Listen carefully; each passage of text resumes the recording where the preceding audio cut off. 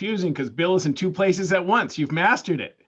He's in panelist and attendee at the same time, Mr. Croza. You are in two places at once.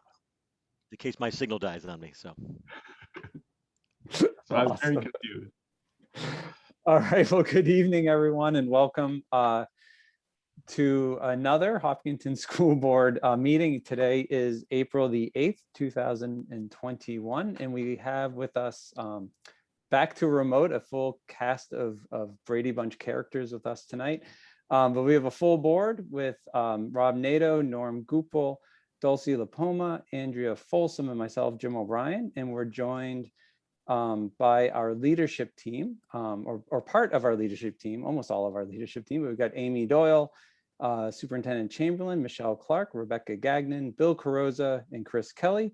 And we're joined by our school board student rep, Mia Richter. So thank you all for taking some time out of your evening to be with us today.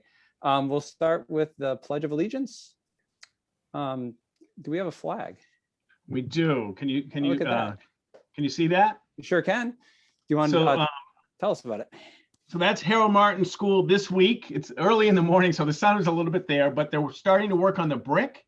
That's why the scaffolding is there. They're making progress. You can see all the windows in the office to the left and a little common area up top middle. But all the spray foam insulation is in, and the brick masonry, they're working hard every day. Nice. And I can't see Bill, but Bill, this is your school. I don't know if you want to lead us in the pledge. Oh, that's very nice. I'd love to. I pledge allegiance to the flag of the United States of America and to the republic for which it stands, one nation, under God, indivisible, with liberty and justice for all.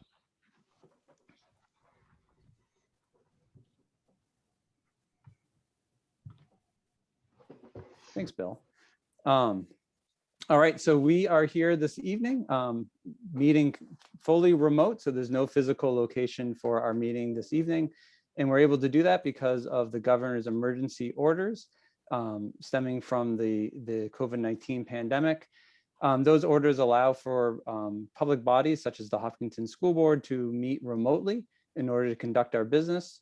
We have provided the public the ability to both watch and pretty much to watch our proceedings in real time. And so there is a Zoom link that has been put out to the public in order to join this meeting, as well as a telephone number in which members of the public can observe our meeting. All the other requirements of RSA 91A, the open meeting law, will be followed. And so there'll be minutes after this meeting per the statute, and we are recording it, and the recording will be available on our website.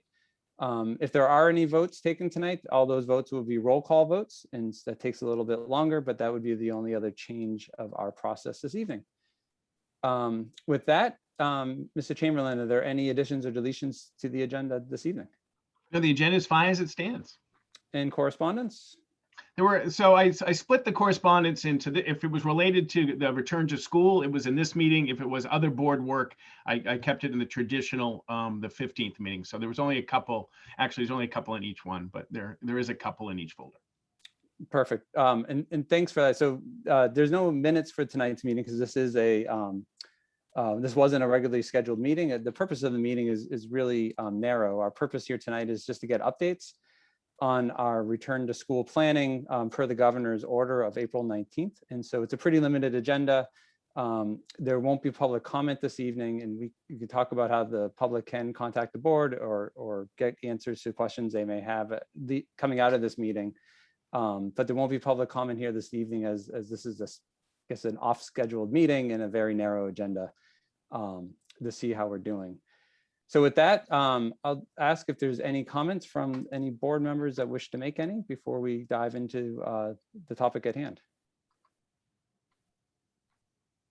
See a lot of shaking of heads. I'll say one thing. So yeah, I just want to say it's been great running my 3-mile loop every day and seeing that the lacrosse teams and the sporting teams have all started their season. But most importantly, a shout out to Dan Reserve the practices have been great with following our COVID protocols. So it's been really great to see them out cheering, laughing, having fun. To the community and to everyone out there, only thing I ask is, this is not to our students or anyone in particular, could be guests from out of town. Let's make sure we're disposing our masks correctly. On some of my trails, I see a couple blowing around everywhere, but let's work all together and keeping that environment fantastic. So good luck to all the teams that are starting their season, and good luck keeping everybody safe. Thanks, Nora. Any other comments? All right, and so we will just dive into under items for board discussion, operating and learning in a pandemic. And Steve, I think I'm just going to hand it over to you and to lead us through this discussion, you and your team.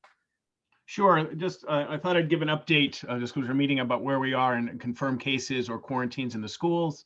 At Harold Martin School, we have one staff member who is in quarantine due to exposure. We have one student in quarantine due to a confirmed positive test, and 4 students are out with symptoms awaiting test results or the waiting period. At Maple Street School, we have 2 students in quarantine, exposure, and we have 1 staff member who has tested positive, is in quarantine because of a confirmed positive test. And at the middle and high schools, we have 3 students who are out on quarantine with exposure, and 1 just is out, symptoms waiting for a test. No staff members at Maple Street or the middle high schools are impacted right now. So that's an update where we were as of today, talking with the nurses.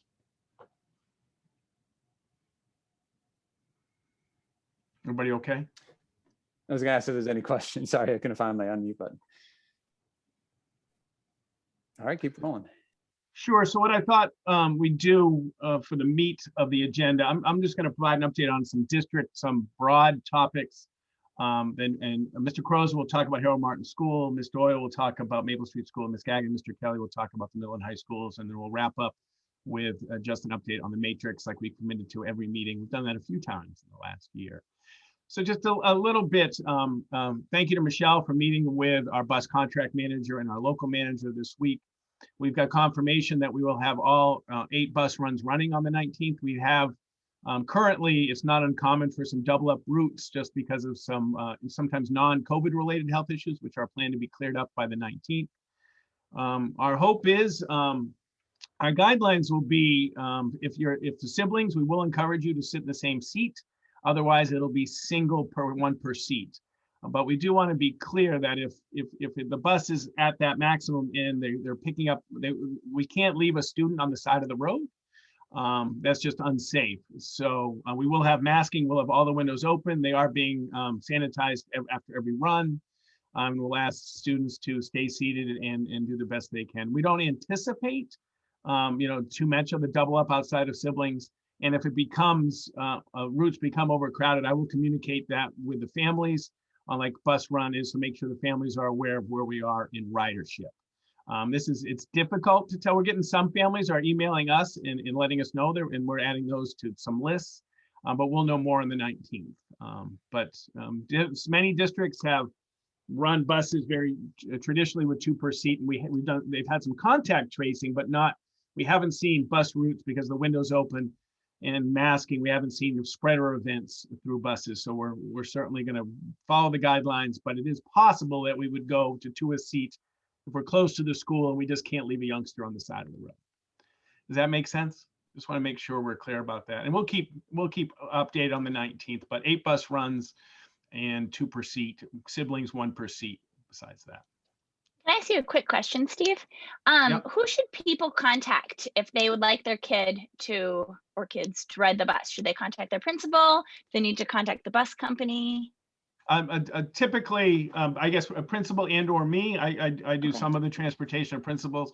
We're all the first student, very, lots of communication. The principals and I typically, and Michelle, coordinate, and we work with Herbie, but we would like to know if you're coming because we want to make sure that we're planning to stop, but we won't, believe me, the buses won't drive by you if you're waiting outside. That's one thing we know for sure. Great, thank you. So I spent some time with Nicole today, just talking about what are the current guidelines and recommendations about contact tracing in a 3 feet hopeful, but sometimes less than 3 feet environment. So The guidelines currently in schools are the 10 minutes still holds. So, we're looking at the 10-minute time period. And there's two areas that we'll take a look at. One is a structured piece like the classroom, or an unstructured, like if it's a wellness class, a physical education class, or something like that. So in a structured class, if we have strong comfort, or if we can confirm that we've had good mask wearing, and someone within 3 feet doesn't necessarily have to be quarantined if we have good mask wearing, because that is the mitigation that has been effective. If we can't confirm we've had good mask wearing, then we would have the quarantine for anybody within 10 minutes within 3 feet. And the teachers are pretty good, especially at the elementary schools, knowing who is very consistent with their mask wearing or who sometimes struggles with it. But strong mask wearing will reduce our need to quarantine if we do end up with a confirmed case in one of our classrooms. On a class like in an exertion class, an unstructured class like PE, if you're within 10 minutes, even with a mask within 3 feet, there'll still be some quarantine needing if we have a confirmed case in that class, a firm case in the class. And that's where the guidelines are right now. And how it works is our nurses work with each other, they work with the principals, and they work with DHHS to work through all this contact tracing. But so good mask wearing would reduce the a need for quarantining. But when I spoke to Nicole today, and we have eliminated the formal accountability on the screener, but even though I still continue to take my temperature every day, simply because it gives me reassurance about where I'm at. One of the things we really can do if people are symptomatic, it really would help keep them home, go get a test right now, or a symptomatic test or turnaround is pretty quick.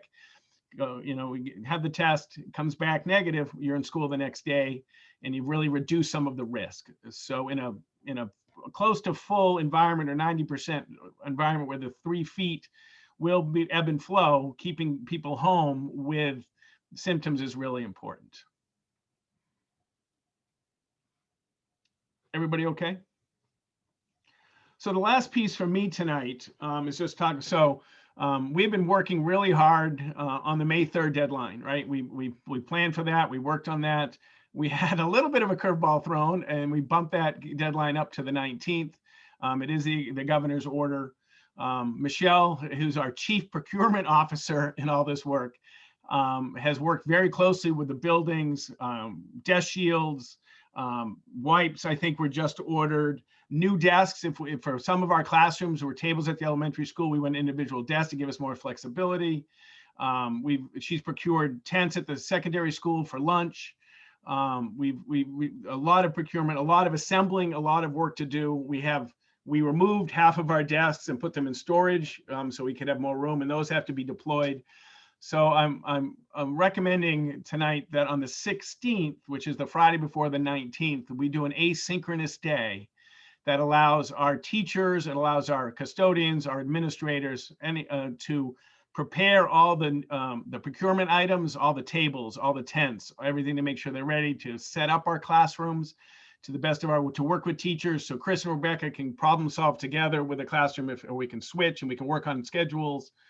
But that last day of getting everybody together, I think really increases our ability to reduce some risk. I think that's a funky sentence, to increase to reduce.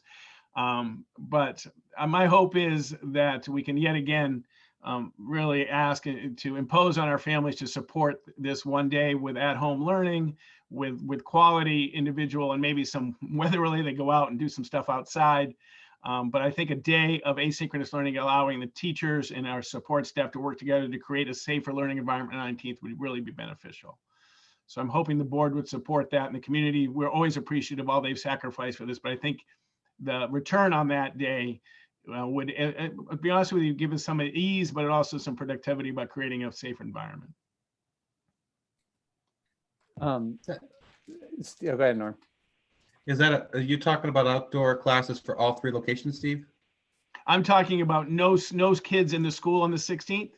No, I'm talking about the tent you're putting up and stuff. Is that? Yeah. Oh, sorry. I apologize. Those okay. They'll be used for outdoor classrooms and especially eating areas at the second. I think Chris and Rebecca can speak to that. That's okay. In their bailiwick. So I'm sorry if I misled. It was for both of those duties. Perfect. Thank you.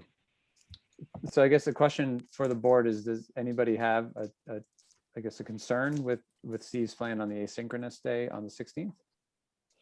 I just wanted to clarify. So it's an asynchronous day. It's not a snow day, correct? So we're Correct. going to expect students to be doing work on that day. And we're also not going to be tacking it on to the end in June. Right, and there'll be some accountability and some communication. I did talk with Scott, and I appreciate, the HEA supporting this and the planning and the work. So it's a very collaborative day, but I know it's an imposition to the families, but I think it's necessary to create a safer environment on the 19th.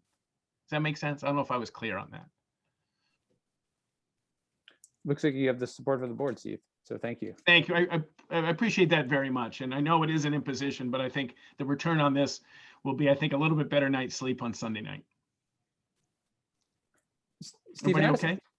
Can I ask a question? Because I know you're going to turn it over to go to the building by building. I just had one other question, just because I know I've been contacted and probably some other people have as well. Just I know when the governor issued his order on the 19th, there was some school districts, have asked for waivers based upon, certain circumstances that, those districts have that I'm aware of all of them. I know some of them, but I'm just, as you think about the 19th and, are doing the planning, I'm just sort of curious, your thoughts on, waivers and sort of what's being asked of us on the 19th. Sure. So Michelle and I attended the initial commissioner's call, which went through the executive order. The commissioner presented FAQs, about 30 FAQs that day, walked through us the executive order. And then just today, recently, I think I sent it to our leadership team and the nurses, probably about 5 pages or so of frequently asked questions. And really, so for example, some concerns are the 3 feet. Well, the response from the DOE was 3 feet is not a reason for the waiver. It was very clear, and I don't know if any of the leadership team saw that, but I don't think there was much equivocation there. I think it was unequivocal. The delay not having a universal vaccination for entire staff was an FAQ. Again, that was not a reason for a waiver. And please, if the leadership team felt that we haven't talked about this, but if I misread this, please, no chagrin, no problem, I promise. But I think it was unequivocal. And Michelle and I debriefed, the nurses and I debriefed.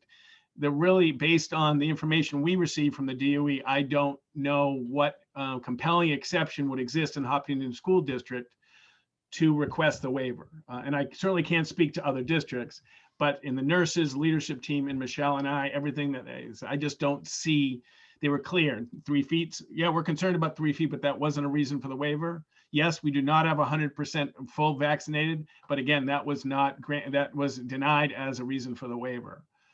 We have work to do in the next 8-9 days. The asynchronous day is going to help us, to be honest with you. That will help us prepare.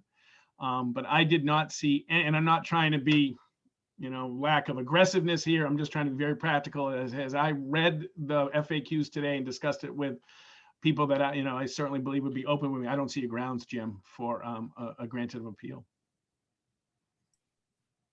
No, that's helpful. And I think for the community who have been asking, I think that's a very thorough and good answer. So I appreciate it.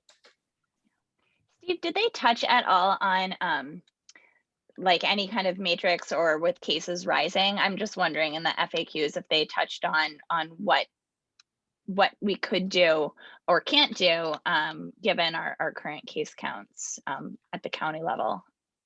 So the superintendent has the authority to close school for 2 days, 48 hours. Anything more than 40 hours, we have to work with the commissioner's office, Department of Health, and the governor's office.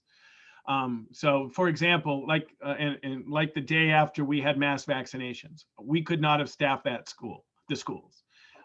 So I called school for 24 hours that day, no school, we were back, and that still would be allowed under the governor's executive order, that 24 hours. But if we went beyond 48, I have to email them. I wrote the contact, I have the contact, I have the phone number of the person, the DOE, who's the point person, and we'd have to work together. And the nurses, they work, when they get a positive test, they work on contact tracing with DHHS. So they are involved with DHHS. We do the contact tracing, but they call and say, if we have 10 people out or we have the ability, but it would just take that second layer of support from those 3 departments. So it's pretty, governor's office, DOE and DHHS. So that's different, and now it requires 3 different offices to approve anything beyond 48 hours. Thank you. That's helpful.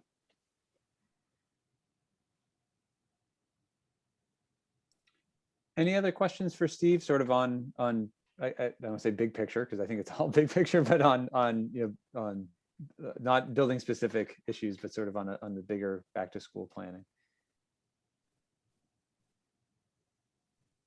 All right, Steve, back to you. Well, just thank you for the support of the asynchronous day, and I'm just going to turn it over to Bill, who's been working. All the building administrators and the leadership team and have been working really hard on trying to get this ready. So, Bill, I'll turn it over to you. Okay, thank you. Thanks for the opportunity to talk about this a little bit. I'll try to be as brief as possible, also knowing that we still have a little bit of time. I could speak for all my administrator friends to tweak this a little bit, especially maybe with questions and comments from all of you. And all of this is not out to every staff member either yet, so some of them might be hearing some of this for the first time, although I had a pretty robust in-house task force. I called it FTIP, a full-time in-person group, and it was I could not have done any of this personally without them, support from colleagues and LT and SAU. So, this is not Bill sitting in his office. That doesn't work very well. So while the governor really did surprise us with his order to get things rolling a couple weeks early, I think we're going to be okay. And what I'd like to talk about as brief as possible without putting too much detail in is drop off, pick up, lunch, recess, and a couple other related items.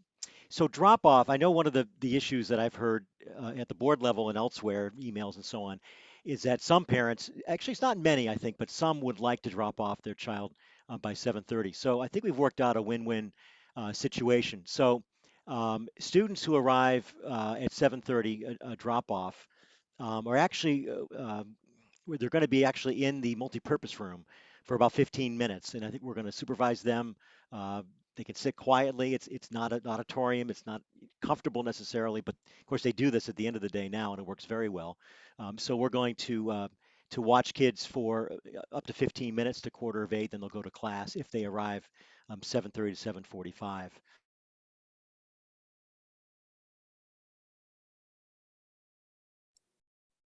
Oh no, we lost Bill. I think Yeah. it was a week. I got to text him.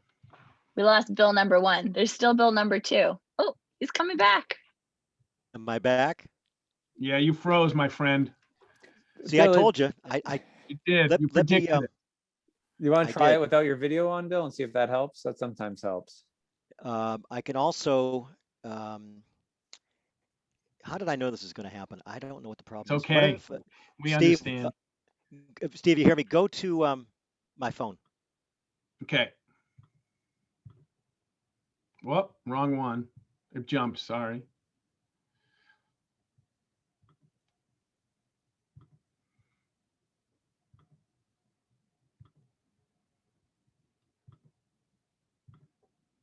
Okay, I got his phone. Can you see me? See me? Now you double. Okay, I'm Okay, gonna leave. leave. Okay, I've left the other meeting. How am I doing? Advanced zoomage. Good job. Okay, now I can't hear anything. Okay, how am I doing now? Say something so I can see. I can. We can see you, Bill. You look good. There we go. I'll take my phones off. Can you hear me now? We can Sure hear can. you. I can barely hear you, but that's okay. All right. I'm sorry about this, board. I have no idea, but I did predict this, didn't I? You did. Thank God for more than one device. So anyway, drop off will begin at 7:30 for those parents who really need that. So what's going to happen is when parents come in, it's pretty much going to be the same as normal, counterclockwise. They're going to drive, but this time to create more pavement, we're going to have them drop off at the back of the school by the multipurpose room. And that's where kids are going to get off, all kids, all students. So from 7:30 to 7:45, the kids that arrive those first 15 minutes will sit on the multipurpose room floor. They can bring a book, they can talk to a friend. We'll work things out with them, obviously 3 feet apart, which is always an interesting thing. And then by 7:45, they'll just go up to class. Also, any kids that arrive from 7:45 on, we'll go right up to class. But again, we're going to drop off in the back of the school, really the same route that cars take now when they pick up at the end of the day. And then cars will continue on around the loop, continue going clockwise and out the building. Again, just like they do at the end of the day. By the way, I spent time today and also previously with Chief Pecora on this too. We actually met this morning, as I know Amy did as well, for her situation. So again, cars will drive around that loop, which we do at the end of the day, taking through the parking lot. But the problem with that is if we do the snake, that blocks people like staff from parking. So a lot of instructional assistants, for instance, come and park. They arrive 10 of. A lot of them aren't on duty till just before 8. So that's why we're not going to do the snake. But we think we'll still have enough room if we start the parking around back. If not, we'll tweak and we'll see what we can do.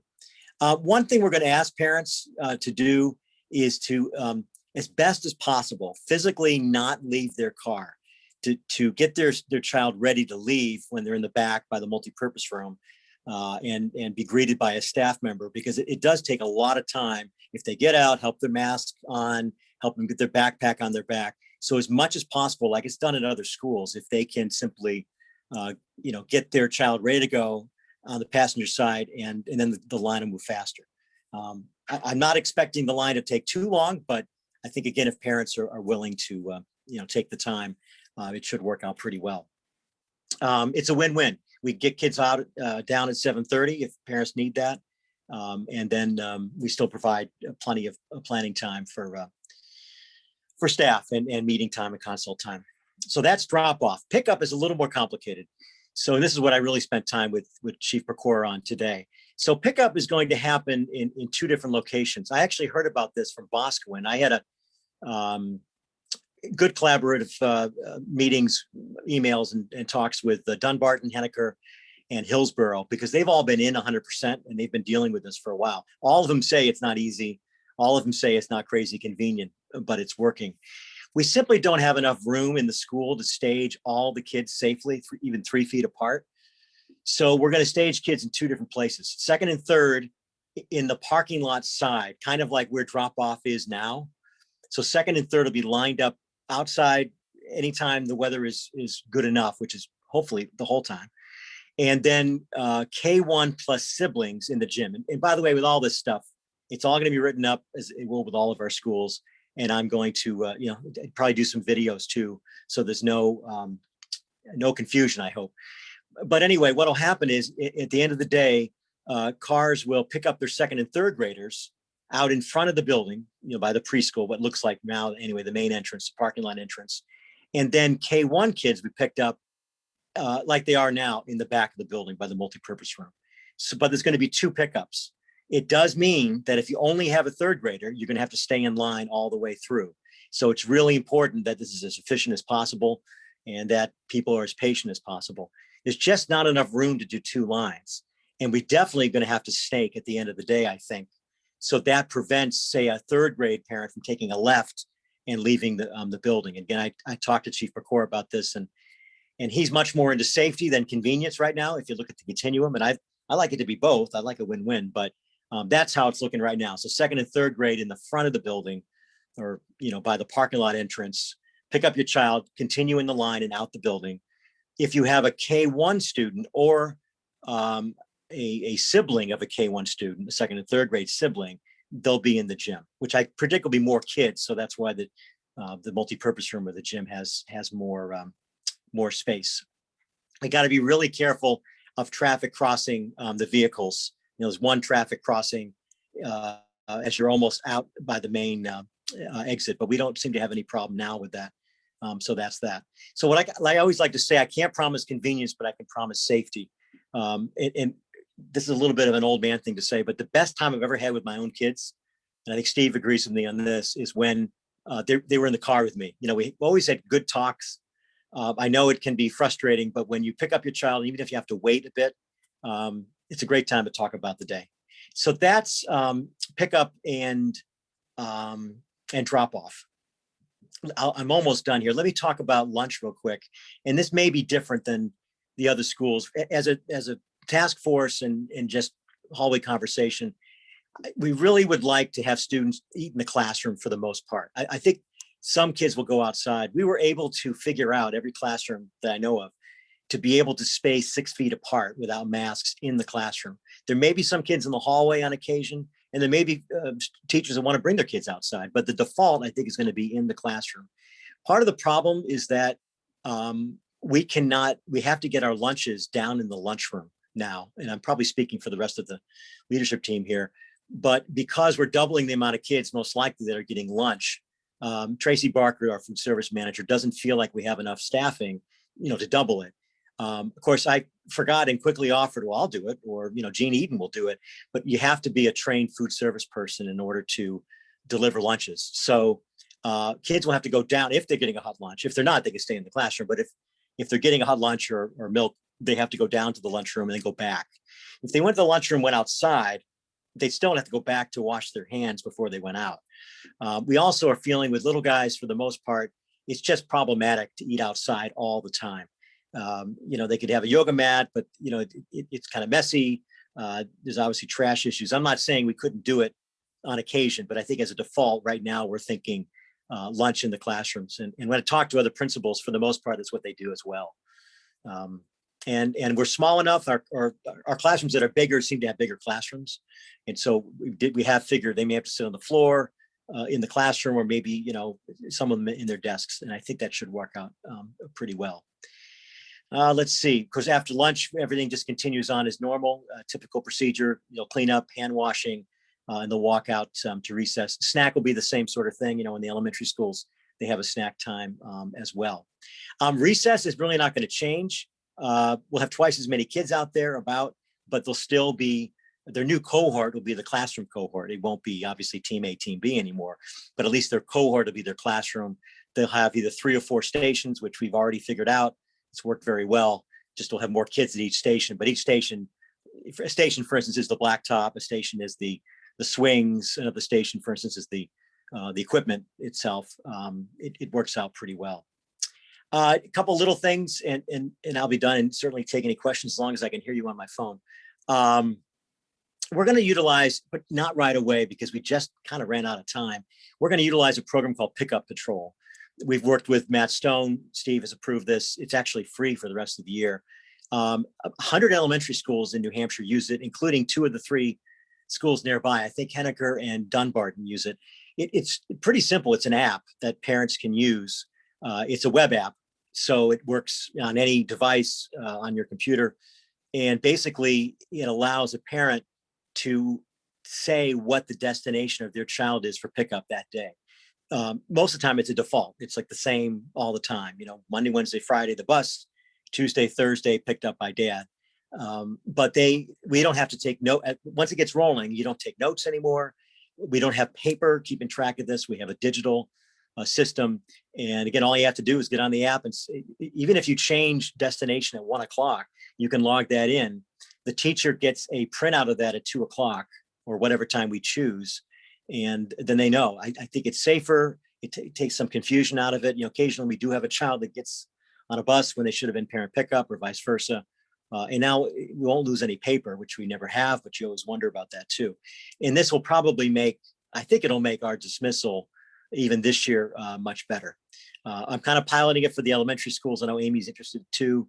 Thank God for Jean Eaton. She's working very hard, but I think at some point we had to say, let's wait, let's get school rolling. And then our date to start it is May 10th. I'll get word out to the community, and it'll be slow. If people still want to call, they can call and spend in notes for a while. But from what I hear, it does work pretty well. The last thing I wanted to mention is I talked a lot to Steve Pecora, who is our chief of police, about this. Today, when we were outside, and Steve asked me to mention this to the board, he's really concerned with our parking. And as we know, one of our adults is to increase parking at Harold Martin. He was very concerned, so much so we went with Larry into the trailer and looked at some plans and walked around a little bit.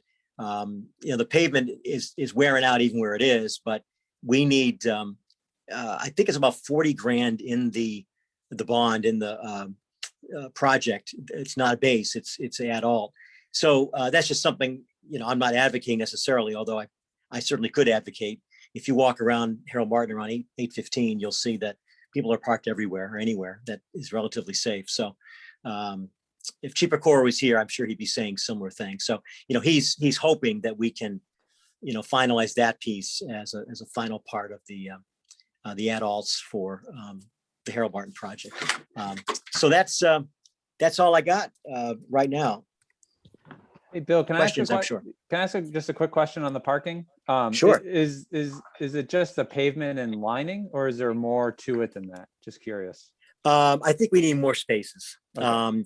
You've got a lot of parking on grass and, there's little things like, and I know there's a couple staff members who hate this. There's a tree, you probably haven't even noticed it. There's one big tree in the parking lot that's covering up probably 2 or 3 spots. We may want to cut that down. But even so, there's no pavement there. It's just kind of parked on the mud. Wintertime can be tough, although we were remote a lot of winter, so it wasn't an issue. But the banks go up really high on the sides, and it's very hard to get around. So part of it is, if you've driven out of Harold Martin the last few days, it's really bad by the end there. We have to fill it all the time. But that's just a piece of it. I think mainly it's adding spaces, and we do have enough land to do that, especially as Chief Pecora was saying, parking straight in, not parallel parking. And I think, with my understanding, Steve, that is the decision we will discuss in July, correct? Well, with the board as the additional adult with the 200,000 that's in contingency right now, right?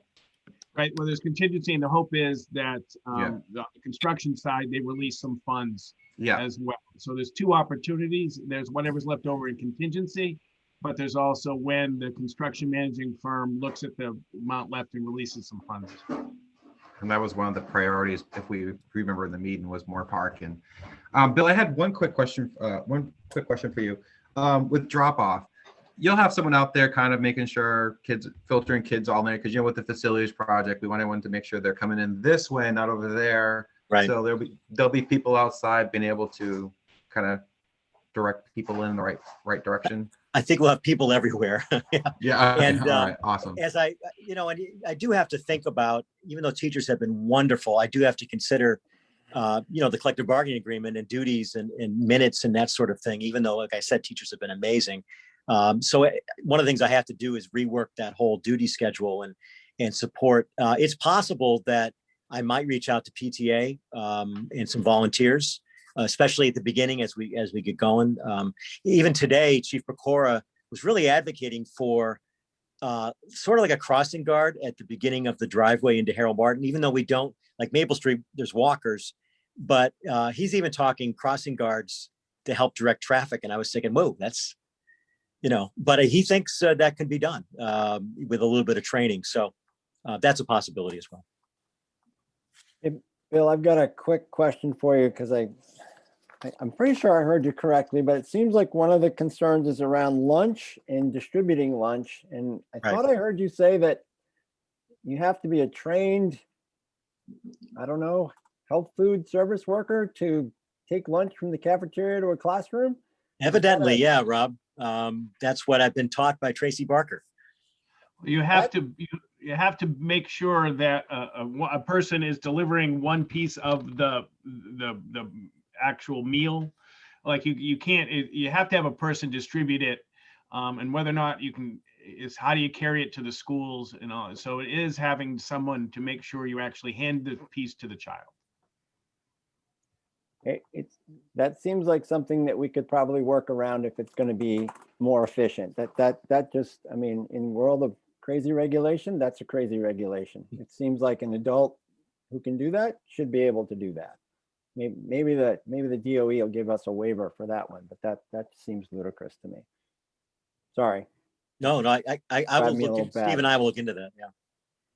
And can I ask another question? Are there like rolling trays, like, like you see on Top Chef, where you can bring them up through, like, I don't know, 100 meals at a time per certified worker? Is that already something that's considered?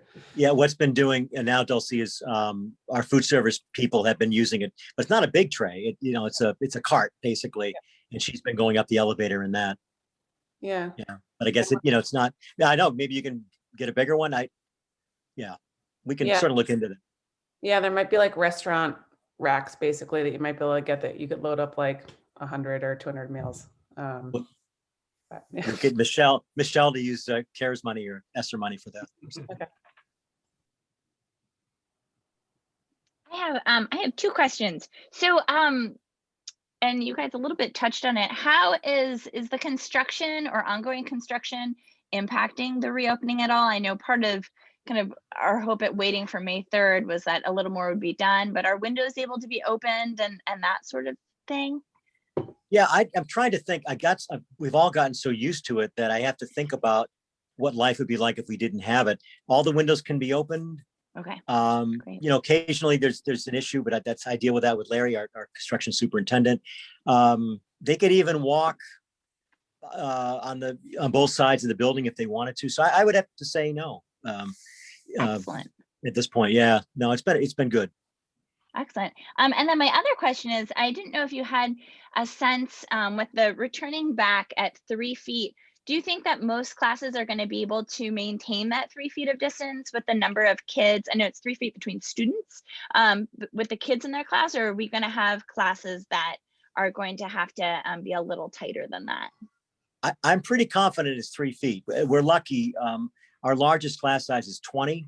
Second and third grade is much larger, but those rooms are bigger. First grade and kindergarten is smaller. So again, teachers have been amazing. One of the things our committee did, very much in conjunction with HEA and HES, is we actually went around with yardsticks and measuring tape and talked about it and did some math and extrapolation. And no, I think we can do it. The only exception, again, might be lunch a little bit or snack, but it would be maybe, 2 kids in the hallway with decent supervision. I don't think that's a major problem. That sounds like fun to me.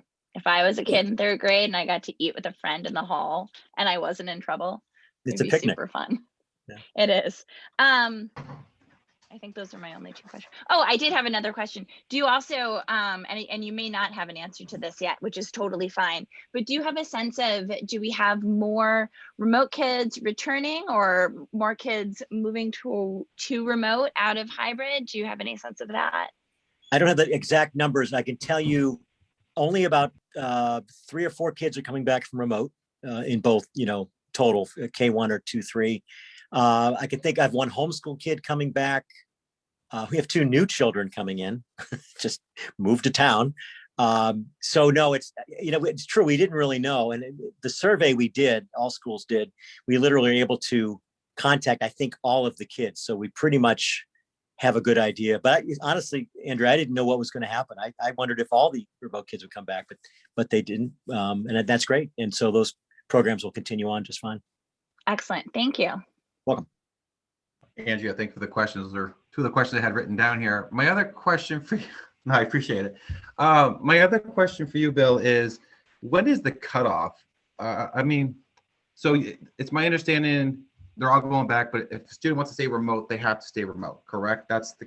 So what is that definitive answer that you need from a family saying, this is the timetable, staying remote, you can't come back in order for you to plan better, making sure we can maintain the best 3 feet in the classroom? Well, I'm not predicting a lot of people changing their mind. So I would say certainly by the 16th, that Friday. I suppose another administrator might say tomorrow, so they could really plan, but I'm taking a little risk. But I think people have made up their minds now. It feels that way, but maybe not all. Well, it's hard to make a decision until we kind of knew what you were going to have for distance. And I think if you're telling the community now, hey, it's going to be 3 feet, the best we can, and it's following CDC guidelines, I think you may have more people say, hey, I want to send my kid back in. And that's something I think that we kind of didn't get out there because we didn't have all the data. So I think that's just where, I'm kind of leaning towards people having that opportunity to make up their mind now on what the deadline was. So thank you. I think I'm more concerned with, once you make a decision, stick with it. Like I really don't want to switch May 20th, for instance, or that's more difficult, I think. Thank you, Bill. You're welcome. Everybody okay? We'll slide over to Miss Doyle at Maple Street School to talk about our return. evening, everybody. Like Bill, I first want to start by thanking the staff. I have just been so fortunate to have a great group of teachers and collaborating with different groups of people as we move towards welcoming students, all of our students back a week from Monday. So it's a little bit of an expedited calendar, but we'll be ready as well. And we're looking forward to having all of our communities together. So first off, similar to Bill, we've spent a lot of time thinking about our routines and things that we have in place that we can look at mitigation strategies and improve our routines so that kids can arrive to school safely, be at school safely, eat at school safely, and then also leave the building. In addition to that, we've also spent some time in our professional learning communities thinking thoughtfully about our curriculum. As you know, when you have two different teams that are coming on different days, you are responsive to the kids that are in front of you. So the teachers have had to spend some time over the last couple of days since the governor moved up our timetable to be able to ensure that when students return, that they're in spots where the curriculum will meet them at an ideal spot. So teachers have been certainly spending time thinking about curriculum, using our assessment data from our winter benchmarks to be able to determine if there is additional intervention that needs to be done, and also really identifying those areas that need additional instruction and practice between now and the end of the school year. So teachers really have been diving into curriculum in addition to thinking about things like arrival and lunch. So I say that because, you know, our number one job when students come is education and instruction. So I do want to make sure that we talk about that as the priority. We have spent some time reconfiguring and reimagining our spaces. We've taken furniture out. We've put different furniture in. It does, you know, I feel kind of weird saying this. It does look like 1985 when I was in school and everybody's in a row and there's a chair with an individual desk, which, you know, most of the teachers at Maple Street were using, you know, we use a lot of collaborative opportunities for kids to talk about their learning and to explore together, do a science lab, or, you know, even just getting together and sharing your writing. I mean, kids really do spend a lot of time together. So to walk into a classroom and see it all, you know, 22 desks set up in a row is pretty shocking, but that is what that is what we're doing. To answer an earlier question, I think at Maple Street, we will be able to meet the 3 feet guideline for the most part. There are a couple of spaces that are a little bit tighter. Our 4th grade classes are the biggest. Those are 22 kids in each class, and those you know, are, you know, they're in the main hallway. So those classrooms are, I think it's 900 square feet. Does that sound right, Steve? 900,000 square feet. So we have spent some time, you know, removing furniture thanks to Noah and his crew. And so just looking at those spaces in a different way. There are some spaces that we're probably not going to be able to use, like the computer lab. Those of you that have been in the computer lab at Maple Street, it's really challenging to have, we just can't do the distancing for all of the students. I think our max capacity there will be 16. So students will still be able to use that space with a small group. You know, they can certainly go there and work on their writing. But for the most part, Karen is thinking about how she's going to teach computer science either in the classroom or in the library. So we just have to continue to be flexible and nimble as we think about our spaces and how we're going to keep that distance. As far as the routines and procedures, you know, one of my goals is really to keep things, you know, similar to how they have been going. I think that's been something that I've tried to do from the beginning is, you know, sticking with something and, you know, really just seeing how we can see it through. So a lot of our procedures and routines will stay the same. I think that's, you know, good for kids, especially this age group. You know, they can be, you know, they can be responsive to direction and small things, but kids do, I think, find comfort in, you know, I'm going to arrive at my school at the same time. I'm going to, you know, do things like we have been since the beginning of the year, and they feel confident that they've practiced those things. So We are going to make a slight change to the arrival. Kids will still arrive by bus after 7:30. But one change that we're going to make is that kids that are eating breakfast will eat it in the cafeteria rather than in the classrooms. We don't have the ability to do 6 feet of distance with their masks off in the classrooms. And so all eating at Maple Street will need to be done either outside or in the event of inclement weather, I have a plan where half of the kids will eat in the cafeteria and the other half will eat in their classroom. And so just being able to maintain that 6 feet of distance is tricky with class sizes of 20 to 22.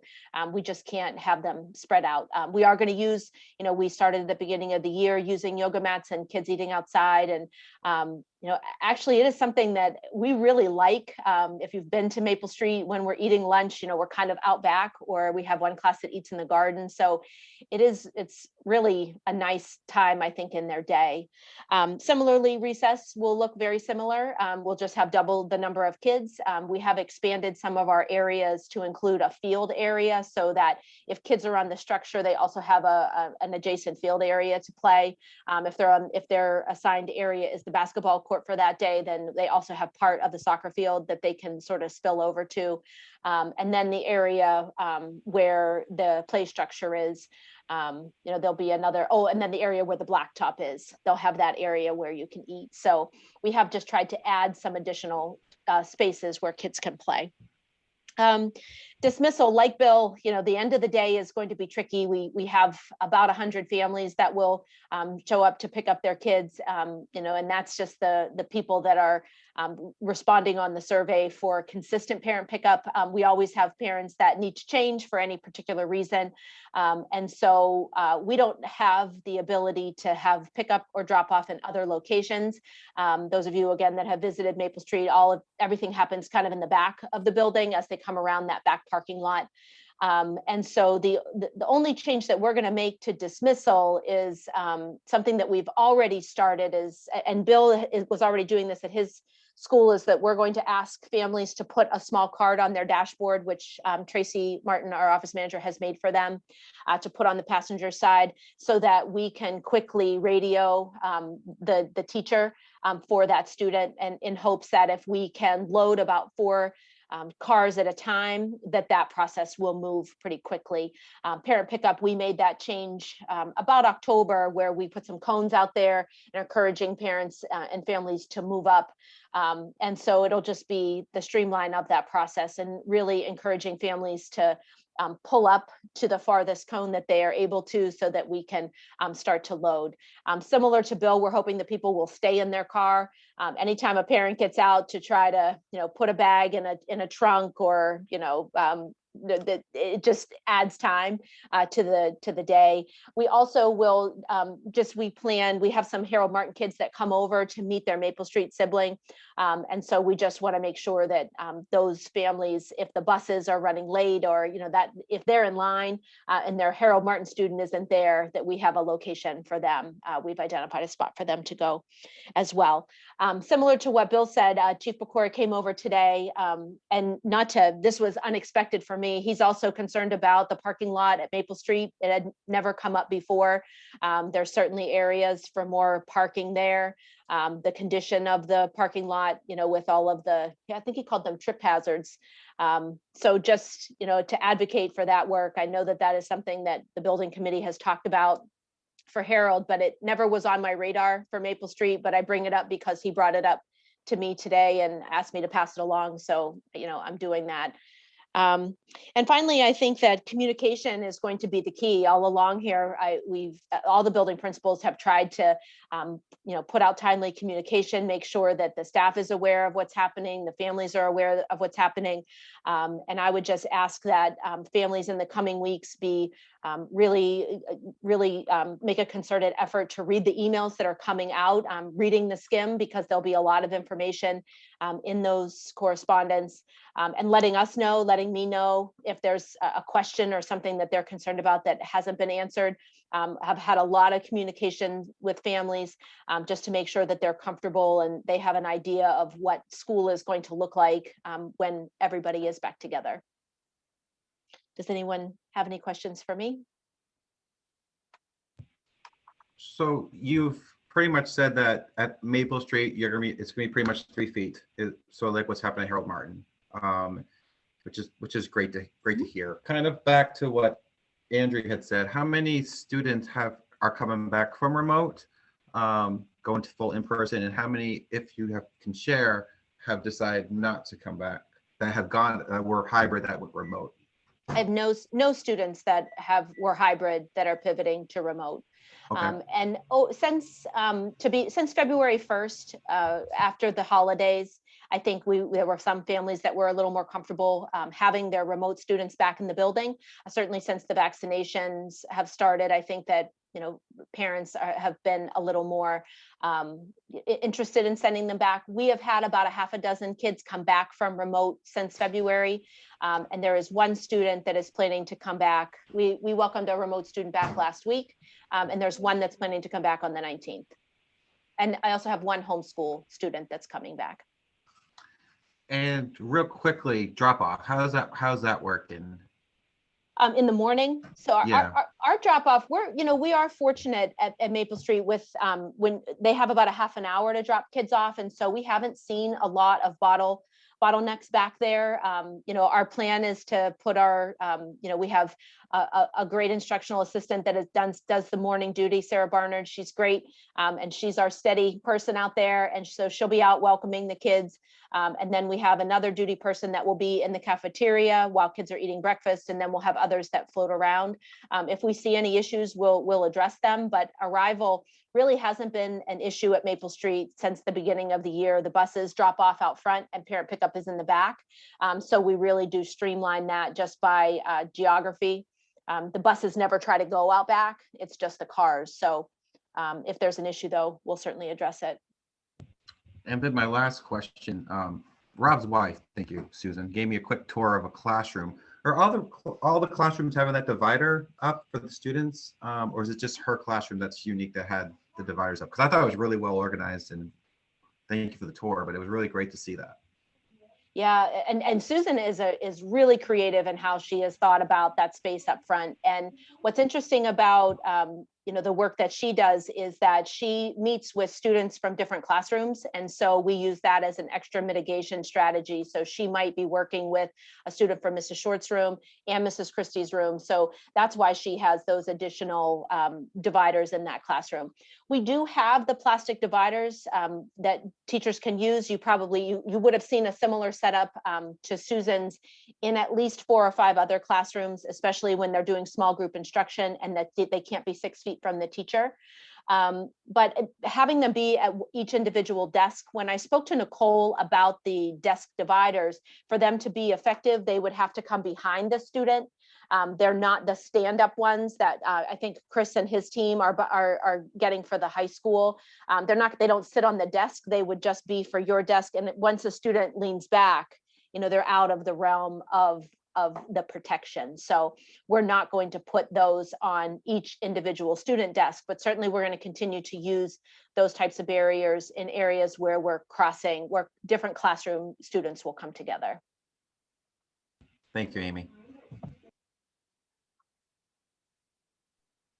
I don't have a question, but I did just want to second your eating lunch outside and how much the kids love it. It has been one of the highlights of school this year for my Maple Street students. So maybe that will be like a post-pandemic thing that we keep doing because it's super fun.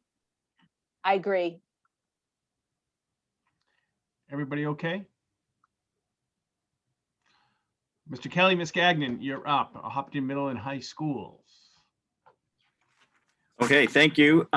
So prior to April 1st, prior to that board meeting where we received some information about when the governor would like us to open schools, we had surveyed our families to gain a better understanding of how many of our students would be returning to school in full or staying remote. So we're still trying to firm up those numbers, but right now we have about 345 students that are returning in grades 7 through 12 and 56 that are going to stay remote. So that's a pretty healthy number of students that are going to be returning to school, which means that we'll still be doing quite a bit of synchronous teaching with our students in their classrooms. So Mrs. Gagnon and I have been working daily, having a lot of discussions about the reopening of schools. Ms. Gagnon has been working on just the schedules for lunches and what that would look like, and how do we continue to maintain our 6 feet of social distancing, as you heard Steve talk about earlier.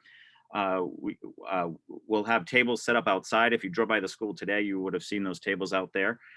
We've ordered about 18 new 8-foot tables, and we have some picnic tables coming along the way. And we've worked with Michelle. Michelle's been great to work with on just trying to secure on some large tents to put over those tables. So if the weather's a little wet, we can still get those students outside.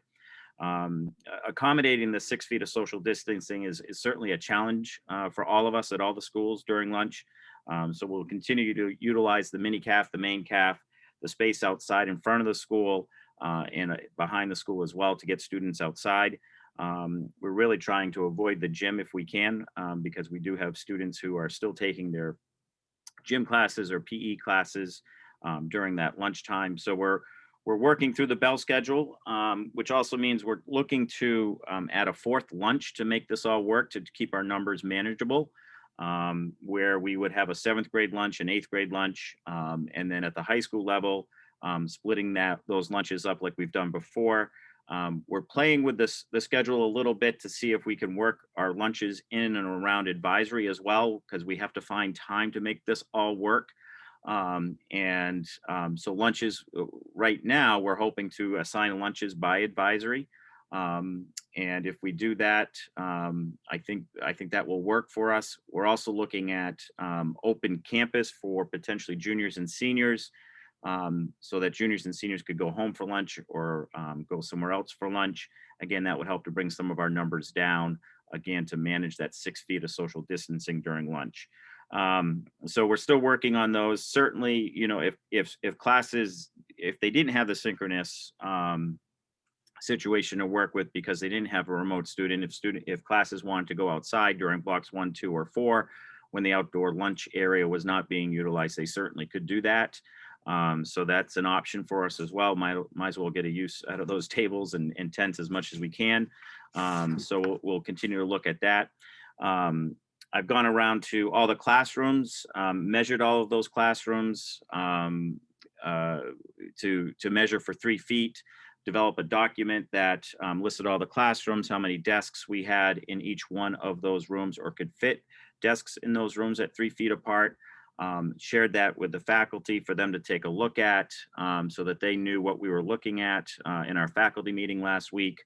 And now what we're going to be looking at is taking a look at the number of students that we have remote and removing them from those, it sounds funny to say it this way, but removing them from the roster, not permanently, but because they're going to be learning remotely, just to see where our numbers are at. And then that will then give us a better idea of how many classrooms may go. I don't want to use the word over capacity, but classrooms where we have to work with Hessen Union leadership to work on some of those mitigation pieces. You also heard Steve talk about how we work with Michelle to order 200 plastic shields as well. So we'll have those for the different classrooms where it's going to be needed. So we'll look to hopefully get those next week and get those handed out to teachers. Spoke with Noah Thompson today to make sure that next week we're getting new buckets of the sanitizing wipes in all the classrooms. So we're ready, you know, with more students, it's more cleaning in between classes and making sure that we're set there. I went onto the 4th and 5th floors, did an audit, made sure that all of those 4th and 5th floor classrooms still had their window fans that we gave them last year. So that will help. We know that the weather is getting warmer and windows will be open. We want to continue to circulate air as much as possible. And I think that's it. You know, we met with our committee of Hessen Union leadership. I think it was Monday this week. Did as much as we could before the MOA was ratified. And now that we know what is in the MOA, we met on Monday. We'll continue to take a look at those class sizes, like I've mentioned, and then go back to meet with Hess and HEA to talk about those mitigation pieces and keep moving that forward. We do have room 209, which was used as a learning center prior to the pandemic. And then if you remember, we switched that to the isolation room. So we've also been working with Nurse Cook on how can I utilize that space differently. so that if we have a class that is, again, I'll use the phrase over capacity, but to try to continue to ensure 3 feet of space in between each student, we're going to utilize that as our flex room. So we may have to move a class from like Kate Cintros and I were talking, she has a class of 24. Well, I could get 22 in there, if I remember the chart correctly. But if she doesn't have 2 or 3 remote students in that class of 24, we may, if it worked, we may look to move her into that room 209. So those are some of the problem solving pieces that Rebecca and I have worked on and are continuing to think about. So that will be a flex room for us. And as far as, dropping off, I think, I hadn't really thought about that until Bill and Amy had talked about it. But, when we first went into this last year, I think what really worked well for us is we asked parents not to drop off until 7:45, because then we could get our students into the classrooms. The buses obviously need to come, but then we'll have that area outdoors with the tent, so they could sit there. They can sit indoors. So I think the buses can, and the students that ride buses will have a place to sit. And then students that are being dropped off, as long as they don't get dropped off before 7:45, will be able to work that. That's what's worked before. So that's what we would look to put in place moving forward. So that's where we are with our work, and preparing for the reopening of school for like the 4th or 5th time this year on the 19th of April.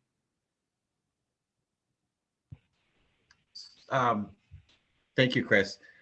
So basically what I'm hearing is that you're going to try and maintain 3 feet, but if it's less than 3 feet, you're going to try and think outside the box to try and find a way to accommodate the students' needs in a good educational environment by maybe put them in a different location, but just have the latitude to be able to change the settings within the school to try and maintain that. But we understand it may not happen, but you're going to do your best is what you're right. Well, that's right. So, instead of moving the Learning Center back into 209 for the rest of this year, which we could do, utilizing that as a flex room for this year gives me a little bit of flexibility, gives Rebecca some flexibility to move some things around. The lunch piece of open campus, again, helps to bring some of that 6 feet of social distancing to be a little bit more manageable for us. And utilizing the shields and the masks in those classes where we have to go a little less than 3 feet. Again, anything we can do to help mitigate that, we're gonna continue to work on that. We'll know better on how to tackle those. Ms. Montour is working on that with both Rebecca and myself to calculate these numbers. And as we started it, we haven't finished it yet. Taking a look at those rosters, seeing who's has identified as remote and pulling them off those larger class lists. I'm not worried about the smaller class lists that are 14 or 13, because that would work everywhere in the building, I think. It's more the 18, the 19 and above, and depending on what classroom they're scheduled in, those are the ones we're going to have to look at. That was clear. Thank you very much. Appreciate that. You're welcome. Rebecca, I don't know if I missed anything or if you want to add anything. You're doing great.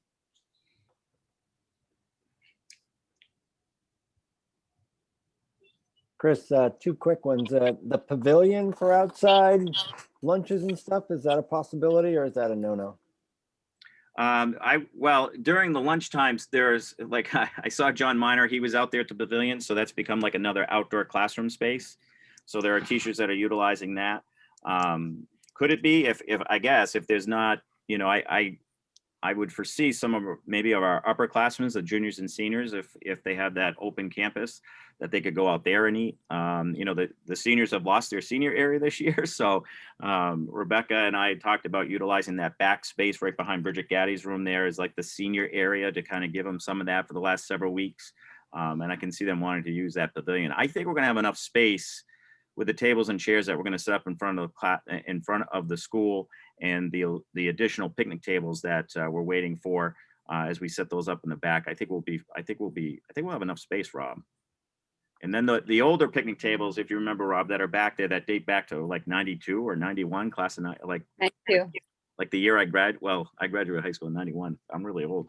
We're going to move those picnic tables over the side of where the teachers park, so that if the teachers want to go outside, because that the staff room's pretty small, they could go out there and still be socially distanced, but still socialize during lunch.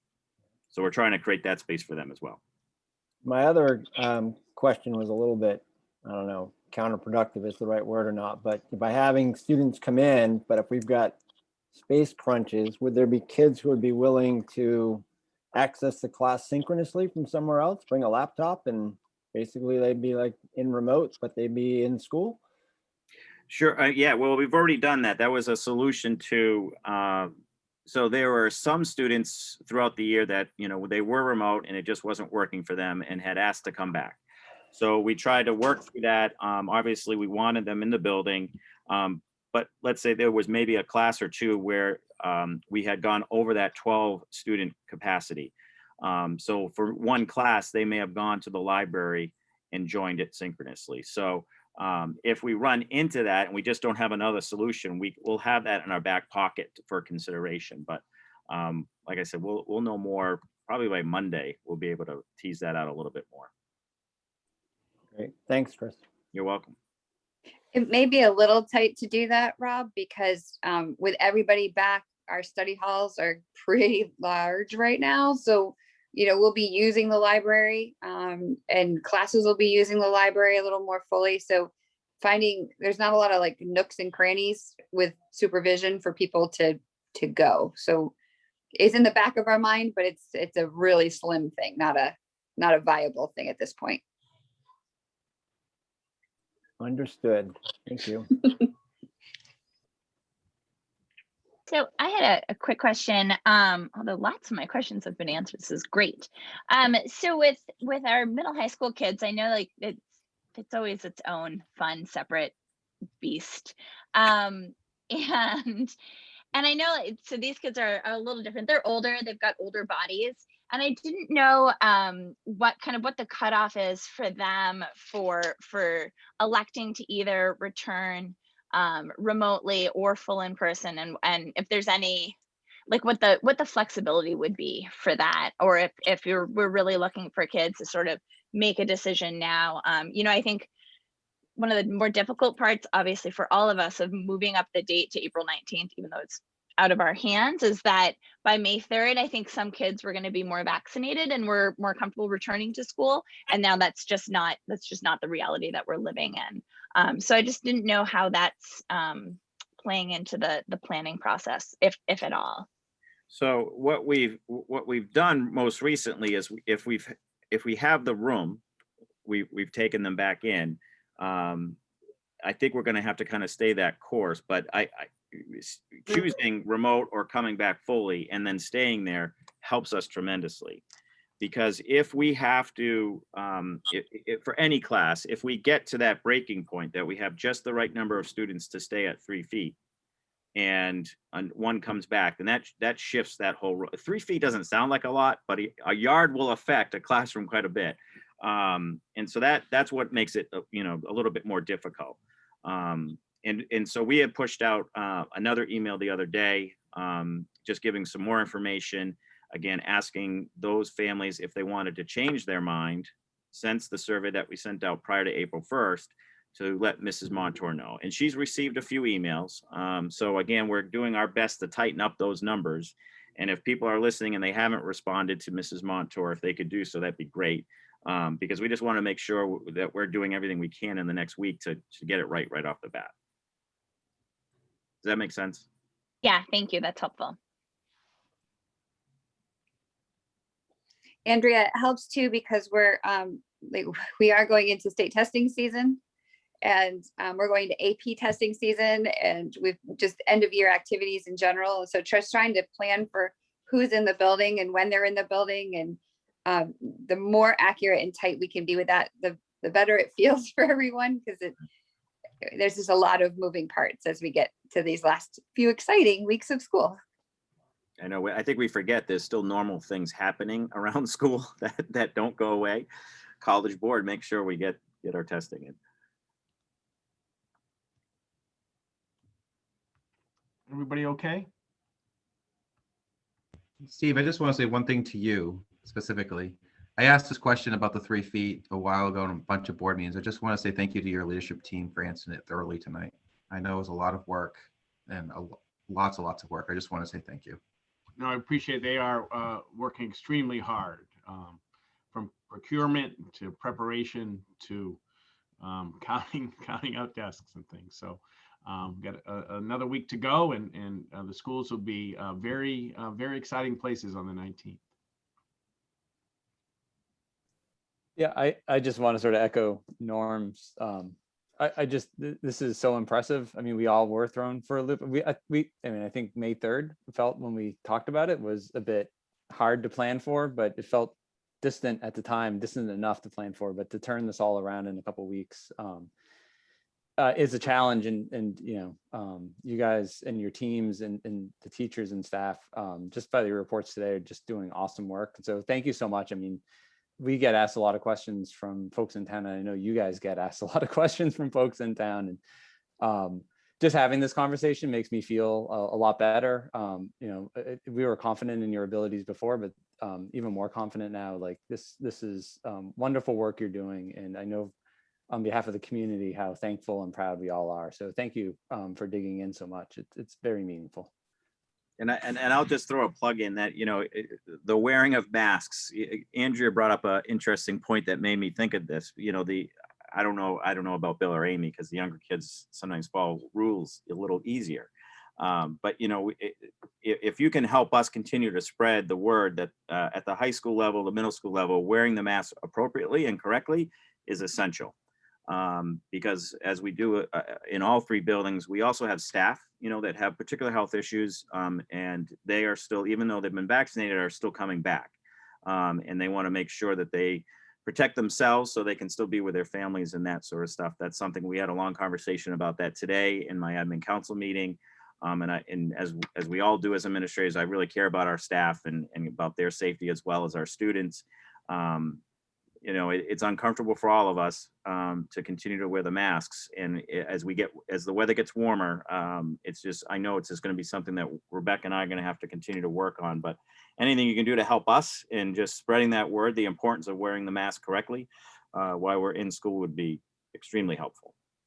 Chris, can I just ask one question on that? I think the email you sent as a parent of a couple high school students, I received your email. Is very good and very clear. I'm just wondering if you could articulate, like, what are the consequences for students if they're not wearing the mask correctly or they refuse to wear it? I think it's just good to talk about that. Yep. And so we talked about this again today. So we've had a few instances, not many, but we've had a few instances where students had to be spoken to about wearing their mask below their nose or down on their chin as they entered the building. And so we've had to address them. Rebecca's worked with them. And as I've gotten to know who those students are, if I see them in the hall, I make sure to remind them. But if it becomes a chronic issue, then we're going to send them home.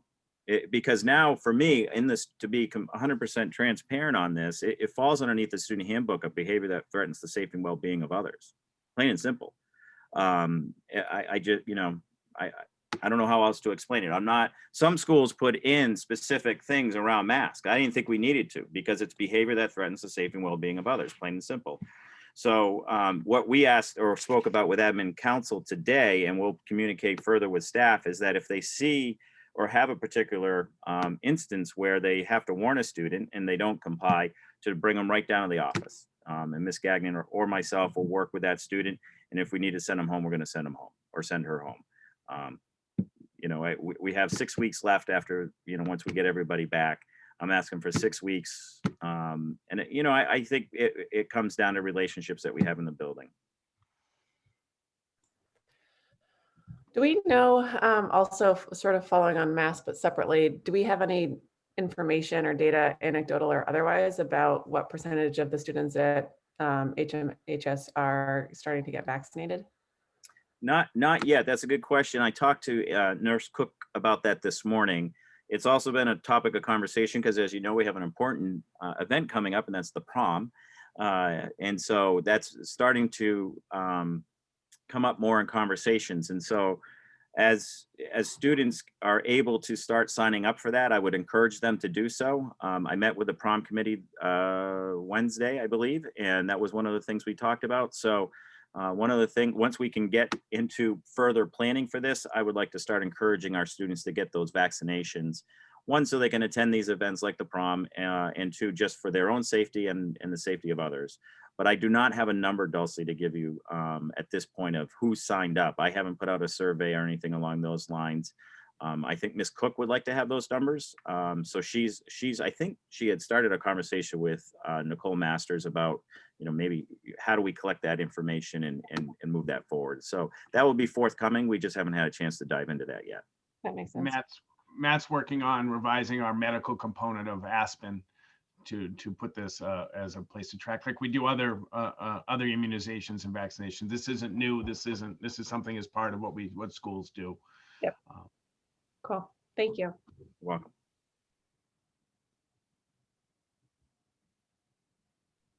I guess I have one more thing to add, and this is just sort of a broad statement.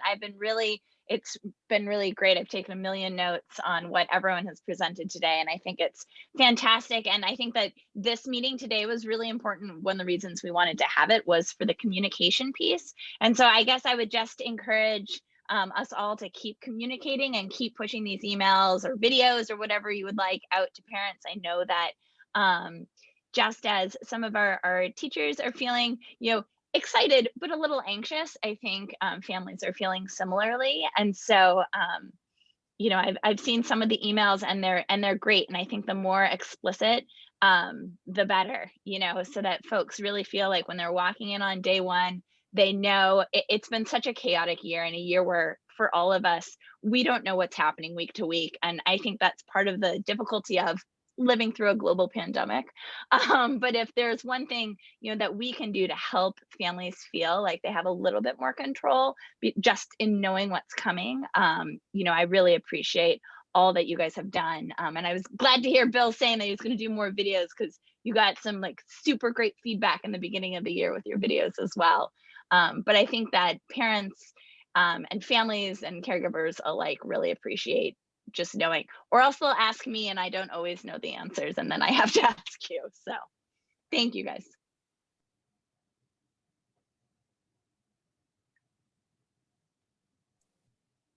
Still time for questions if anybody has any more. Awesome. Oh, Dulcie. Sorry, this is the last one. Andrew, this is not exactly related to back to school entirely, but do you know if the PTA is planning anything for jazzing and exciting, positivity stuff? I don't. I think they do. They do a teacher appreciation. I know that that's in the works, but that's about it. It's coming. Okay. Yeah. Well, yeah. My only thought was, I'm guessing that all this, even if it's insane, the preparation, and thank you all for doing it, but it's a big moment for all the kids to go back, which is exciting.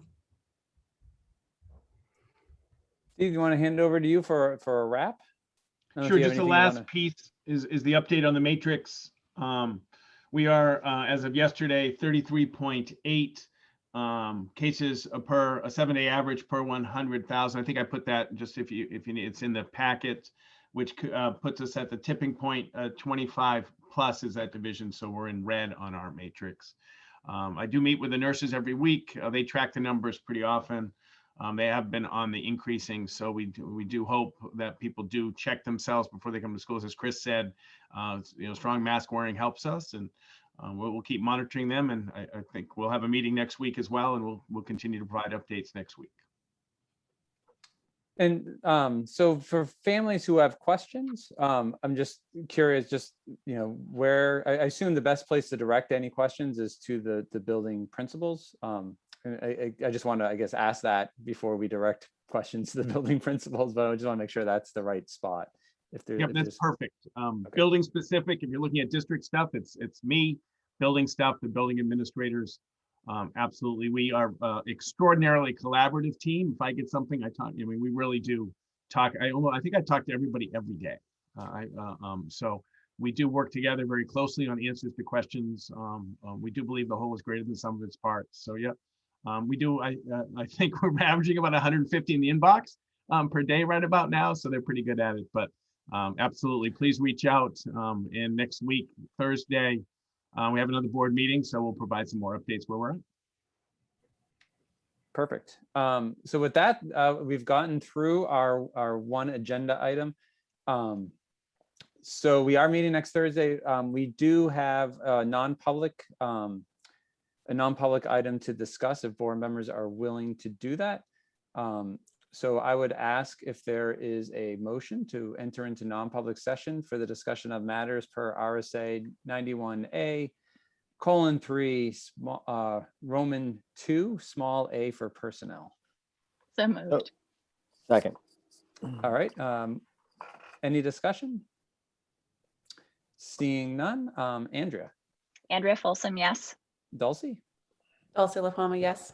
Norm, Norm Gupel, yes. and Rob. Rob Nato, yes.